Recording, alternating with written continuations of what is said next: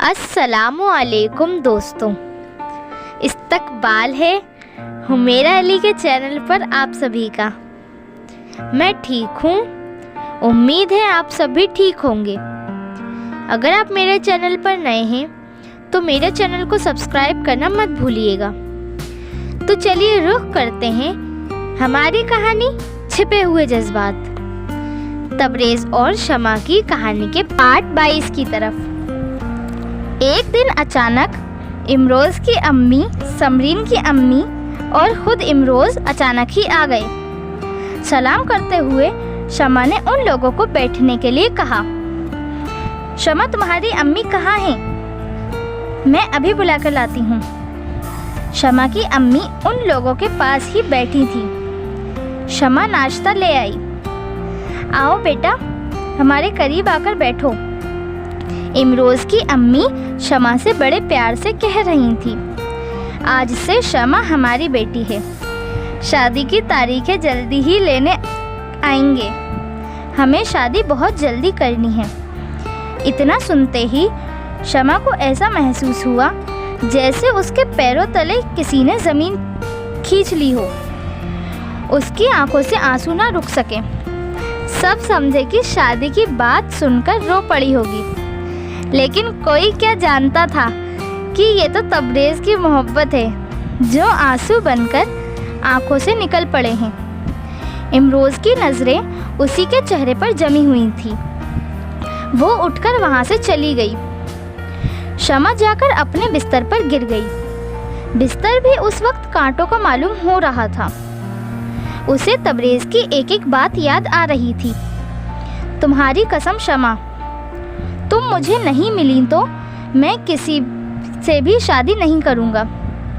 मैं तुम्हारे रास्ते में नहीं आऊँगा। शमा, तुम ऐसा मत करो। तबरेज़ तुम्हारे बिना मर जाएगा। दिल पुकार पुकार कर कह रहा था।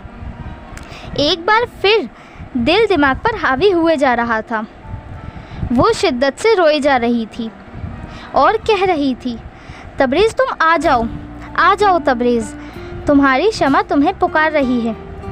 रूस में इस वक्त आधी रात का वक्त था। सब सो रहे थे। तबरेज़ अचानक चौंककर उठ गया। उसको ऐसा महसूस हुआ जैसे शमा उसे पुकार रही हो। वो घबराया हुआ था। चेहरा पसीने से तर हो रहा था। उसको बहुत घबराहट हो रही थी। किसी ने सही कहा है, सच्चे दिल की सदा दिल ज़रूर सुनता है। वो उठकर टेरेस पर चला गया।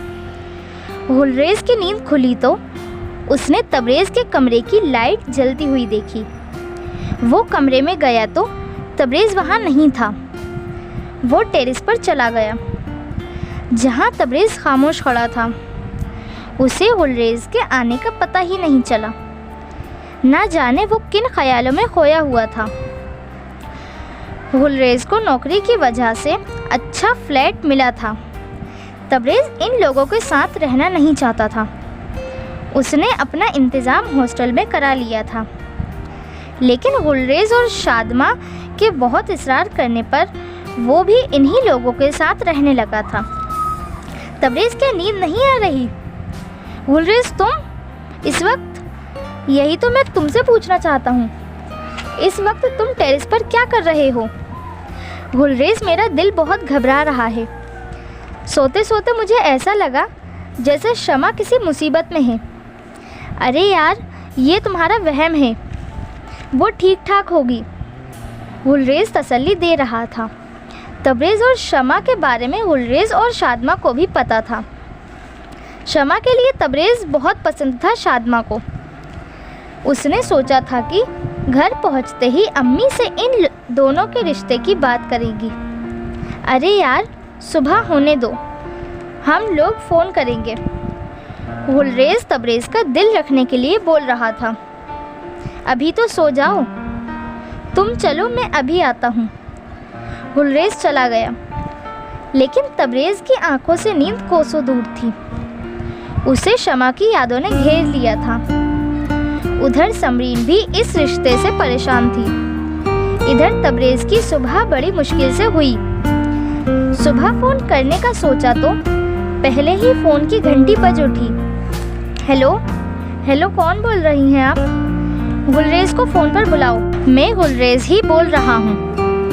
बेटा, मैं तुम्हारी अम्मी बोल रही हूँ। अम्मी, अस्सलाम वालेकुम। वालेकुम सलाम बेटा। तुम सब लोग कैसे हो? अम्मी, हम लोग बिल्कुल ठीक हैं। लेकिन सुबह से फ़ोन, खैरियत तो है? सब लोग ठीक तो हैं? हाँ बेटा, सब ठीक हैं। एक खुशखबरी देनी है। हमने इमरोज़ की शादी तय कर दी है। 1 हफ्ते बाद बारात है। अम्मी, इतनी जल्दी? बेटा, बात यह है कि अमेरिका से एक बड़ा ऑफ़र आया है, इसीलिए मैं चाहती हूँ शादी जल्दी हो जाए। मैंने सुना है जो परदेश जाते हैं वो अंग्रेज़ी मैम अपने साथ ले आते हैं, इसलिए मैं जल्दी कर रही हूँ शादी में। अम्मी, इसीलिए आपने मेरी शादी भी जल्दी कर दी थी? बेटा, वो तो तुम्हारी पसंद थी और इमरोज़ भी इस लड़की को बहुत पसंद करता है। अम्मी, लड़की कौन है? बेटा, तुम उसको अच्छी तरह जानते हो। तुम्हारी साली शमा। शमा का नाम सुनते ही गुलरेज़ के हाथों से रिसीवर छूट गया। हेलो बेटा, हेलो, तुम ठीक तो हो? गुलरेज़ ने अपने आप को संभाला। जी अम्मी। बेटा, तुम ठीक तो हो? जी अम्मी, मैं बिल्कुल ठीक हूँ। देखो बेटा, तुम तीनों जल्द से जल्द आने की कोशिश करो। हम सब लोग तुम लोगों का इंतज़ार कर रहे हैं। जल्दी आना बेटा। जी अम्मी। सलाम करके गुलरेज़ ने रिसीवर रख दिया। वो खामोश खड़ा था। तभी तबरेज़ आ गया। अब क्या गुलरेज़ तबरेज़ को सारी सच्चाई बता देगा? और सच्चाई जानने के बाद तबरेज़ क्या करेगा? ये जानने के लिए आप हमारा पार्ट 23 ज़रूर देखें। Thank you for watching.